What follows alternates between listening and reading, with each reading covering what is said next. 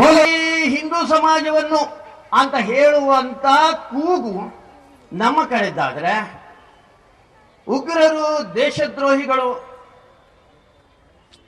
ಸೋನಿಯಾ ಬಳಗದವರು ತುಳುವಿನಲ್ಲಿ ನಾವು ಹೇಳಿದಾಗೆ ಕಾಪಾಡಿ ಅಂತ ಹೇಳಿದಾಗಲೇ ಪಾಡಿ ಪಾಡಿ ಮುಗಲೇನು ನೂಕುದು ಪಾಡಿ ಅಂತ ಹೇಳುವ ರೀತಿಯ ಒಂದು ಕಾನೂನನ್ನು ತರುವಂತ ಪ್ರಯತ್ನ ಮಾಡಿದ್ದಾರೆ. ಅತ್ಯಂತ ಅನಾಗರಿಕವಾದಂತ ಇದ್ರೆ ನೀವು ಆ ಕಾನೂನನ್ನು ತನ್ನಿ ಅಂತ ಹೇಳ್ತಾ ಇದ್ದಾರೆ.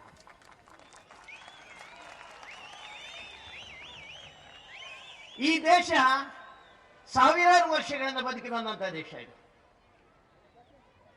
ಹಿಂದೂ ಸಮಾಜ ಈ ದೇಶಕ್ಕೋಸ್ಕರ ಸರ್ವ ಸಮರ್ಪಣೆ ಮಾಡಿದಂತ, ತ್ಯಾಗ ಬಲಿದಾನಗಳನ್ನು ಮಾಡಿ ಈ ದೇಶವನ್ನು ಉಳಿಸಿದಂತ ಒಂದು ಸಮಾಜ ಇದು. ಇದರ ಮೇಲೆ ಇವತ್ತು ಅತ್ಯಾಚಾರ ಮಾಡ್ಲಿಕ್ಕೆ ಹೊರಟಿದ್ದಾರೆ.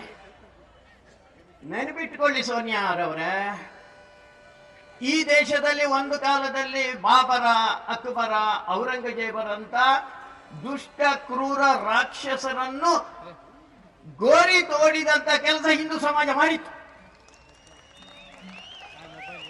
ಬ್ರಿಟಿಷರು, ಪೋರ್ಚುಗಲ್ನ ರಾಣಿಯರು, ವಿಕ್ಟೋರಿಯಾ ಇರ್ಬೋದು ಅಥವಾ ಜಾರ್ಜರ್ ಇರ್ಬೋದು, ಅವರೆಲ್ಲರಿಗೂ ಮಣ್ಣು ಮುಕ್ಕಿಸಿದಂತ ಕೆಲಸವನ್ನು ಈ ದೇಶದ ನಾಗರಿಕರು, ಹಿಂದೂಗಳು ಮಾಡಿದೆವು. ಈಗ ನೀವು ಹೊರಟಿದ್ದೀರಾ ಈ ದೇಶದ ಜನರನ್ನು ಮಂಗ ಮಾಡಲಿಕ್ಕೆ. ಇಟಲಿಯಿಂದ ನೀವು ಬಂದಿದ್ದೀರಾ. ನೆನಪಿಟ್ಟುಕೊಳ್ಳಿ, ನೀವು ಮಂಗ ಮಾಡಿದ್ದು ರಾಜೀವ್ ಗಾಂಧಿಯನ್ನು, ಸತ್ಯ, ಅದರಲ್ಲಿ ಎರಡು ಪ್ರಶ್ನೆ ಏನಿಲ್ಲ. ಅಥವಾ ನಿಮ್ಮ ಕಾಲನ್ನು ತೊಳೆದು ಅದನ್ನೇ ತೀರ್ಥ ಅಂತ ಕುಡಿಯುವಂತ ಕೆಲವು ಚೇಲಗಳಿದಾರಲ್ಲ, ಅವರನ್ನು ಮಂಗ ಮಾಡಿರುವುದು ನೀವು. ಈ ದೇಶದಲ್ಲಿರುವಂತ ಸ್ವಾಭಿಮಾನಿ ಜನಾಂಗ ಯಾವುದಿದೆ, ಇದರ ವಿರುದ್ಧ ಎಂದು ನಿಲ್ಲುತ್ತೆ. ಇವತ್ತು ನಾವು ಸೇರಿದಂತ ಜನಸಾಗರವನ್ನು ಅವರೊಂದ್ಸಲ ನೋಡ್ಲಿ. ಅವರು ಏನ್ ಮಾಡ್ಲಿಕ್ಕೆ ಹೊರಟಿದ್ದಾರೆ? ನೀವು national advisory committee, NAC advice ಏನ್ ಮಾಡಿದ್ದೀರಾ? ಮಾರ್ಗದರ್ಶನ ಏನ್ ಮಾಡಿದ್ದೀರಾ? ಈ ದೇಶವನ್ನು ಕ್ರಿಶ್ಚಿಯನ್ ದೇಶವನ್ನಾಗಿ ಮಾಡಬೇಕು ಅಂತ ಯೋಚನೆ ಮಾಡಿದ್ದೀರಾ?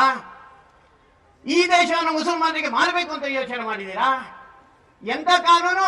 ಅನಾಗರಿಕ ಕಾನೂನು, ಅತ್ಯಂತ ಕ್ರೂರವಾದಂತ ಕಾನೂನು, ಭಯಾನಕವಾದಂತ ಕಾನೂನು.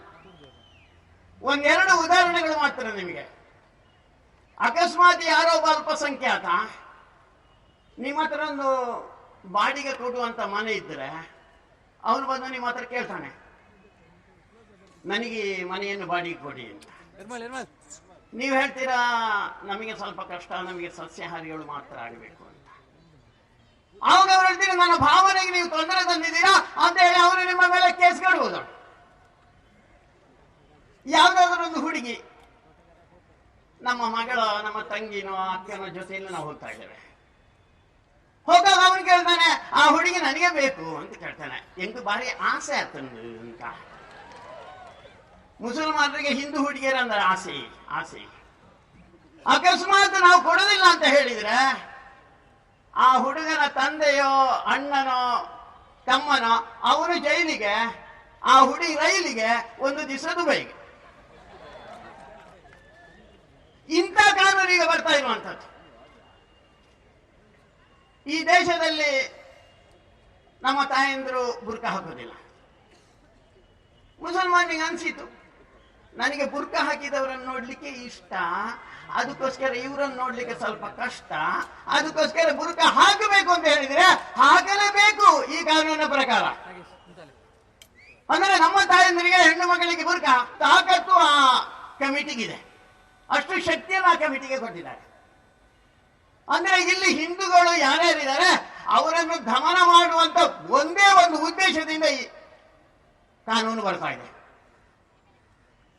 ನನಗೆ ಒಂದೆರಡು ದಿವಸಗಳ ಹಿಂದೆ ಒಂದು ಪುತ್ತೂರಿನಲ್ಲಿ ನಡೆದಂತ ಒಂದು ಘಟನೆ ನೆನಪಾಗ್ತಾ ಇದೆ. ಪುತ್ತೂರಿನಲ್ಲಿ ಒಬ್ಬ 17 ವರ್ಷದ ಮೀಸೆ ಬಾರದ ತರುಣ, ಚಂಗಪ್ಪ ಅಂತ ಅವನ ಹೆಸರು.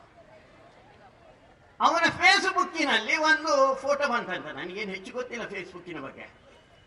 ಆ ಫೋಟೋದಲ್ಲಿ ಒಂದು ಗೋಡೆಯ ಮೇಲೆ ಒಂದು ಹಂದಿ ಚಿತ್ರ. ಅದನ್ನು ಅವನು ಸ್ವೀಕಾರ ಮಾಡಿದ. ಅದಾದ್ಮೇಲೆ ಅದನ್ನು ಕಳಿಸ್ಕೊಟ್ಟ. ಅವನಿಗೆ 163 ಜನ ಆ ಫೇಸ್ಬುಕ್ಕಿನಲ್ಲಿ ಮಿತ್ರರಾಗಿದ್ದಾರೆ. ಅದರಲ್ಲಿ ಒಬ್ಬ ಮಿತ್ರ ಒಬ್ಬ ಮುಸಲ್ಮಾನ.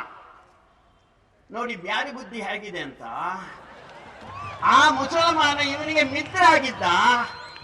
ಅವನು ತಕ್ಷಣ ಪೊಲೀಸರಿಗೆ ಕಂಪ್ಲೇಂಟ್ ಕೊಡ, ಅಲ್ಲ ಅವನ KFD ಅವರಿಗೆ ಕಂಪ್ಲೇಂಟ್ ಕೊಟ್ಟ. KFD ಅವರು ತಕ್ಷಣ ಇವನ ರೂಮಿಗೆ ಬಂದು ಇವನನ್ನು ಹೊತ್ಕೊಂಡೋದು, ಕಿಡ್ನಾಪ್ ಮಾಡಿದ್ರು. ಕಿಡ್ನಾಪ್ ಮಾಡಿ ಎಲ್ಲೋ ಇಟ್ಟಿದ್ರು. ಆಮೇಲೆ ನಮ್ಮವರಿಗೆ ಯಾರಿಗೆ ಗೊತ್ತಾಯ್ತು. ಗೊತ್ತಾದ ಮೇಲೆ ಪೊಲೀಸಿಗೆ ತಿಳಿಸಿದ ಮೇಲೆ ಪೊಲೀಸರು ಹೋಗಿ ಅವರ ಕೊಠಡಿಯಿಂದ ಆ ಹುಡುಗನನ್ನು ಕರ್ಕೊಂಡು ಬಂದರು.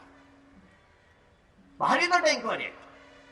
ಯಾಕೆಂದ್ರೆ ಮುಸಲ್ಮಾನರ ಭಾವನೆಗಳಿಗೆ ಧಕ್ಕೆ ತಂದಿದೆಯಲ್ಲ ಚಂಗಪ್ಪ, ನೀನನ್ನು ಬಿಡುವುದಿಲ್ಲ ಅಂತ ಬಹಳ ಮಾಡಿದ್ರು.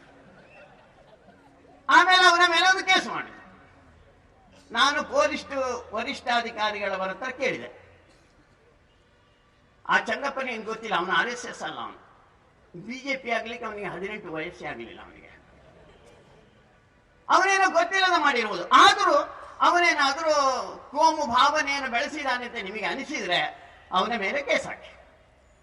ಆದರೆ ಈ ಹುಡುಗನನ್ನು ಕಿಡ್ನಾಪ್ ಮಾಡಿದಾರಲ್ಲ, ಆ ಕಿಡ್ನಾಪ್ ಮಾಡಿದವರ ಮೇಲೆ ಏನು ಕೇಸ್ ಇದೆಯಾ ನಿಮ್ಮದು?